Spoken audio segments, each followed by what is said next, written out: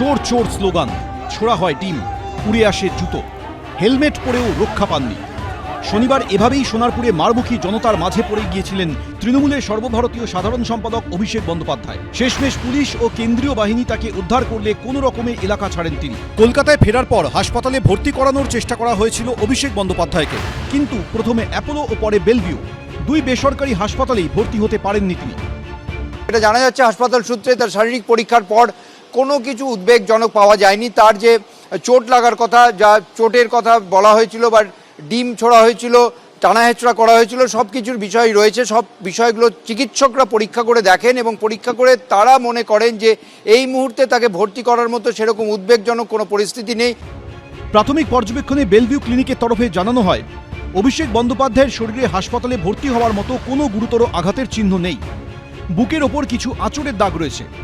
অভিষেক বন্দ্যোপাধ্যায় কথা বলছেন, সম্পূর্ণ সচেতন রয়েছেন, তাই অভিষেক বন্দ্যোপাধ্যায়কে হাসপাতালে ভর্তির প্রয়োজন নেই। When I was sitting with Mr. Tandon, who is the administrator of this hospital, he was sitting behind me and he was requesting me that he is getting threat call from the police in different corners, and that time he was talking to DC South and also the BJP leaders are threatening to him. এরপর রবিবার social মিডিয়ায় Belle Vue ক্লিনিকের ভিতরের একটি video post করেন রাজ্য বিজেপির প্রধান মুখপাত্র দেবজিৎ সরকার। Sorry, Mr. Tandon, you have done the wrong thing. Please remember what else you have done for it. God will not excuse you. Bow down your head to administration. Police, you forcefully, you mistreated, you didn't, you never treated. You should be exempt for it. Everybody will remember this arrogance. Don't come with us. Get to see on yourself. You are running the hospital, taking the doctor. Because BJP is in power. Tomorrow if the central government is not done, then we will take care. For your health, you should be safe and sound.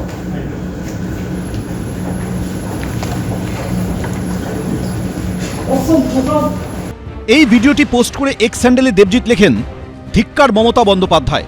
Belle Vue হাসপাতালের CEO প্রদীপ ট্যান্ডনকে হুমকি দেওয়ার অভিযোগ এবং medical রিপোর্টে কোনো উল্লেখযোগ্য আঘাতের চিহ্ন না থাকা সত্ত্বেও অভিষেক বন্দ্যোপাধ্যায়কে হাসপাতালে ভর্তি করার জন্য হাসপাতাল কর্তৃপক্ষের উপর চাপ সৃষ্টি করেছেন মমতা বন্দ্যোপাধ্যায়। লোকে শুনুক, লোকে জানুক, লোকে দেখুক যে কি হয়েছে আসলে। এই যে দুর্ঘটনা ঘটার পরে এখনো পর্যন্ত তো ওনারা ভুলেই গেছেন যে উনি এখন বিদায়ী মুখ্যমন্ত্রীও নন, প্রাক্তন মুখ্যমন্ত্রী। ওনার দলের সাংসদ, তিনি যে ভাষায় মানুষকে উত্তেজিত করেছেন তার প্রতিফল কীরকম হয় সবাই দেখুন। কারা কীরকমভাবে কথাবার্তা বলেছিলেন আর এখন সত্যি সত্যি জনরোষ এলে কীরকম হয় সেটাও তো মানুষের কাছে যাওয়া দরকার। শনিবার রাতে বেলভিউ থেকে বেরিয়ে অভিষেককে ভর্তি না নেওয়ার জন্য প্রশাসনকে দায়ী করেছিলেন মমতা বন্দ্যোপাধ্যায়। কোন রোগের ভিত্তিতে ভর্তি করা হবে, ইনজুরি কোথায়, উনি পড়েননি, কোথাও পড়তে দেখা যায়নি, বরঞ্চ এখন একটা ভিডিও ঘুরে বেড়াচ্ছে সোশ্যাল মিডিয়াতে, তাতে দেখা যাচ্ছে উনি নিজে নিজের জামা ছিঁড়ছেন। যে বেটা মরেই আছে তাকে মেরে লাভ কি? শনিবার রাত পর্যন্ত অভিষেকের হাসপাতাল পর্ব নিয়ে এই টানাপোড়েন ঘিরে কটাক্ষ করেছে কংগ্রেস। টিম মেরেছে, হয়তো ভর্তি করার দরকার পড়েনি।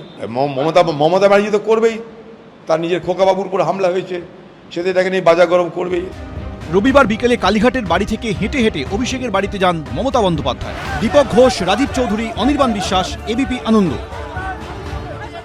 এবিপি আনন্দ, এগিয়ে থাকে, এগিয়ে রাখে।